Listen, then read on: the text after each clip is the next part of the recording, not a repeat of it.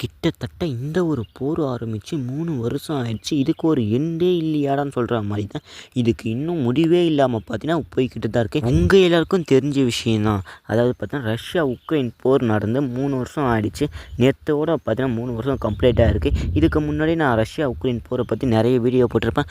சரி, மறக்காமல் பார்க்காதவங்க பார்த்துங்க. அப்படி இல்லைன்னா இந்த ஒரு வீடியோ முழுசாக பார்த்து தெரிஞ்சுங்க. அப்போ தான் தெரியும்.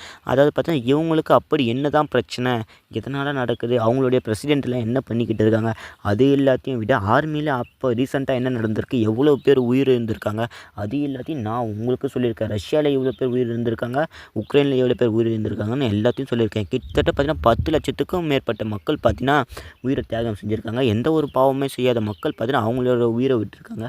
அது மட்டும் இல்லை, இன்னும் எல்லாத்தையும் பார்த்தீங்கன்னா டீப்பாக சொல்லியிருக்கேன். அது எல்லாத்தையும் தெரிஞ்சுக்கணுமா சந்திர டாக்ஸை மறக்காமல் சப்ஸ்கிரைப் பண்ணி வச்சுட்டு வீடியோக்கு உங்களோட லைக்கை கொடுத்து உங்கள் ஃப்ரெண்ட்ஸுக்கு ஷேர் பண்ணுங்கள். அப்போ தான் தினமும் 1 இல்லைனா 2 இன்ட்ரெஸ்டிங் கான்வர்சேஷனை ஈஸியாக தெரிஞ்சு